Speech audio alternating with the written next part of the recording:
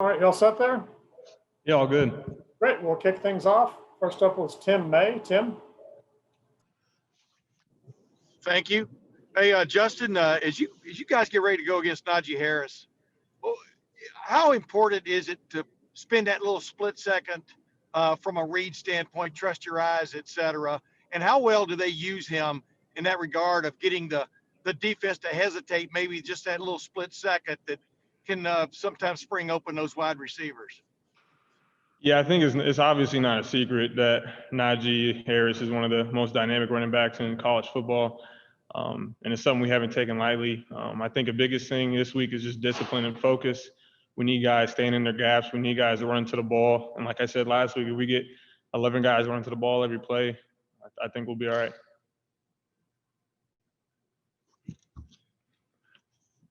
Next up is Griffin Strom. Griffin?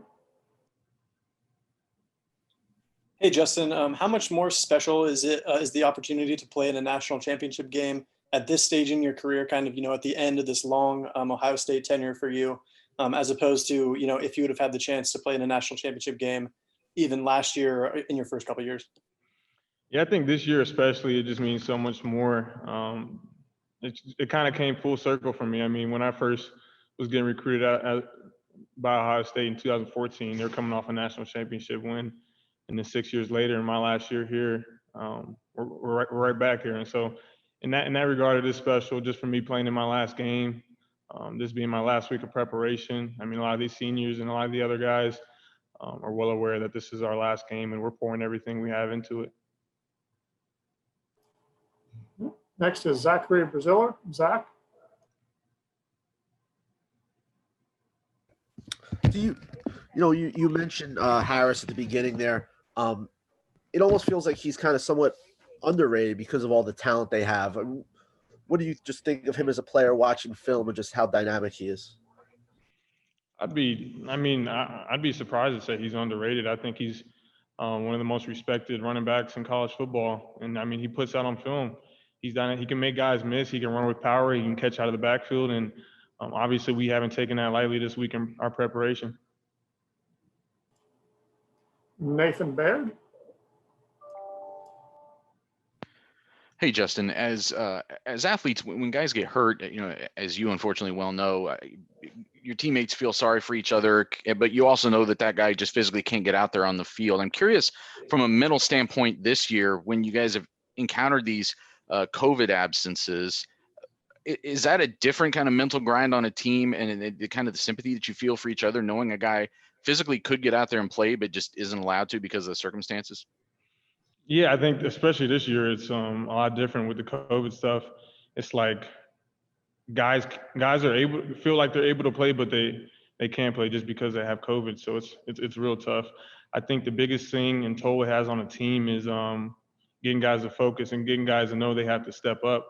And I think that's something that we've done a great job of this year is our leadership and our younger guys know that when someone goes down, it's next man up, and they have to be at that level or even better when they come in. All right, next is Ben Hall. Ben? Hey, Justin, you chose to stay closer to home and go into Ohio State. So I was wondering what it would mean to you to bring home a national championship. Yeah, so much. When I was getting recruited, I think that was the main thing that went into my decision is that I wanted to stay in Ohio.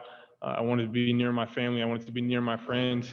And that's one of the main motivators on how I stayed here so long and how I pushed through is the family, the friends, the teammates I have here in Ohio. And I think it'd be so special to bring one back again. Next is Austin Ward. Austin? Justin, you said it a couple of times that this would be the last game on Monday night. Is there no part of you that's intrigued by year 7? I'm so surprised I'm getting a lot of these questions. Even some of my family asked me recently if I'm staying for a 7th, but I mean at this point I'm completely have the intentions on this being my last game. It's been an incredible journey, but I just don't know how much more I can give to Ohio State. Next is Angel Wells. Angel? Hi, so reflecting on your time at Ohio State, what's your biggest takeaway as a student athlete leading up to this moment? Biggest takeaway. I mean, I would say the things that I've learned here is just perseverance, leaning on others. I think when I got here, I was kind of all to myself and refused help sometimes. And um, honestly, I don't think a lot of people would be in the situation where they are here if it wasn't for coaches, teammates, players, family, to push them through. So I have so many people to thank after this year is over with. And yeah, I've learned so much. I can honestly say I think a lot of us that are leaving here are not the same man they are now than when they came in.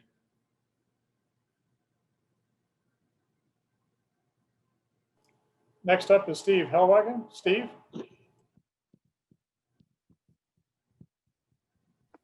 Yeah, Justin, I'm not sure how much you played in the first quarter of the Clemson game or not, but seems like you got in there in the second quarter and made an immediate impact, hit Rodgers on the slant pass. And that was a key point in the game for you guys. You got some stops, didn't allow them to score, and the team went from down 7 to up 21 at halftime. Do you feel like you created a spark for the defense and helped kind of turn the tide in that game? That was the critical part of the game where you guys took the lead and you had stops in the second and third quarter that stopped drives for them. Just what's your thought about what you brought in that critical part of the game where your defense played its best ball? Yeah, I'm not going to sit here and say that I was a main reason for that spark in our defense. But every time I get in the game, my mindset is to make an impact wherever I can. And I'm glad to say that I have teammates like Sean, I have teammates like Haskell, I have teammates like Zach, I have teammates like Pete, Tough, who are also out there playing hard as hell and running to the ball and making our jobs a lot easier. Time for just one or two more questions here. Next is Ralph Russo. Ralph?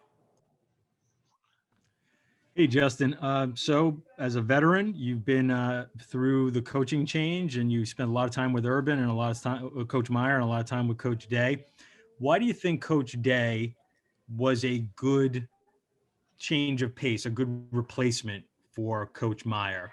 What was different about his leadership style that maybe was a good complement or built off of what Coach Meyer laid?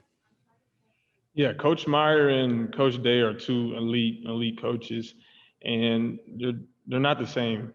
They have their own approach, and I think that's what makes them such strong coaches. Coach Meyer, in a lot of ways, laid the foundation for the culture we have now, and a lot of those things, a lot of his sayings and teaching are still here today, like the 46 A to B and getting guys.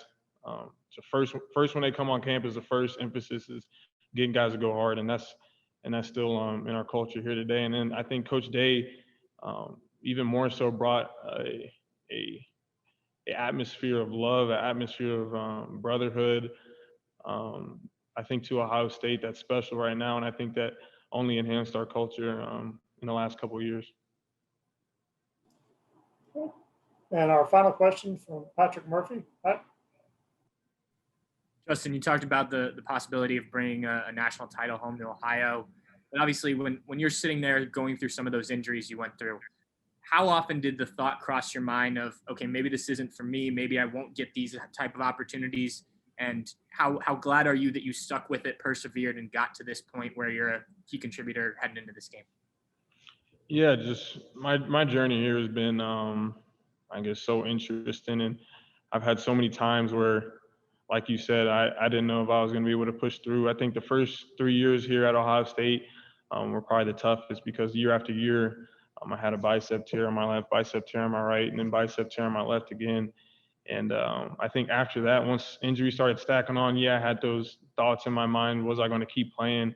I think a lot of times when you hear like 3 or 4, 6-month season-ending injuries, a lot of people usually call it quits. And I thought about that, but I'm so thankful for the teammates I have here, for the coaches, Coach Meyer especially. I think in that time when I was going through a lot of those injuries, he was pushing me through. All my position coaches, D coordinators in the past. I'm so lucky to have them because honestly, If it wasn't for some of those conversations I had with them and with my family and teammates, I honestly probably wouldn't still be playing. All right. Thanks for your time today. We really appreciate it. Yeah, Look thank forward you. to seeing you in Miami. Thanks for watching. Be sure to click on that subscribe button so you don't miss a single thing, and come visit us over at BuckeyeGrove.com for all the best Ohio State information on the web.